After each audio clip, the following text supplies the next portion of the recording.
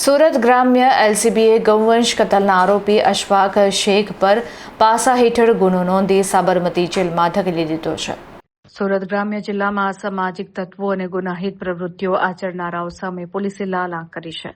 જિલ્લામાં ગૌવંશ કતલ જેવી ગંભીર અને સંવેદનશીલ ગુનાહિત પ્રવૃત્તિઓમાં સંડોવાયેલા રીઢા આરોપી અશફાક શેખને સુરત જિલ્લા લોકલ ક્રાઇમ બ્રાન્ચ દ્વારા prevention of anti social activities હેઠળ અટકાયત કરી અમદાવાદની સાબરમતી મધ્યસ્થ જેલ ભેગો કરી દેવામાં આવ્યો છે.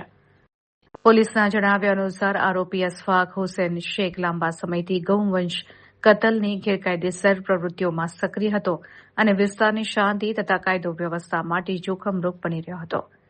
સુરત ગ્રામ્ય જિલ્લામાં આવા તત્વોને નાથવા અને કડક પાઠ ભણાવવા માટે જિલ્લા પોલીસ વડાની સૂચનાથી એલસીબીની ટીમે કાયદાકીય સકંજો કસ્યો હતો. એલસીબી પોલીસે આરોપી અશફાક વિરુદ્ધ પુરાવા એકત્રિત કરી તેની સામે પાસાનું શસ્ત્ર ઉગામ્યું હતું. પાસા હેઠળ અટકાયતી વોરંટ ઇસ્યુ થતાં જ પોલીસે તેની ધરપકડ કરી લીધી હતી.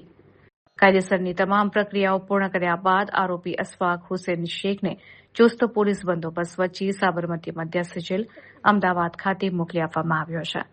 સુરત ગ્રામ્ય પોલીસની આ આકરી કાર્યવાહીથી ગૌવંશની હેરાફેરી અને કતલખાના ચલાવતા અસામાજિક તત્વોમાં ભારે ફફડાટ વ્યાપી ગયો છે.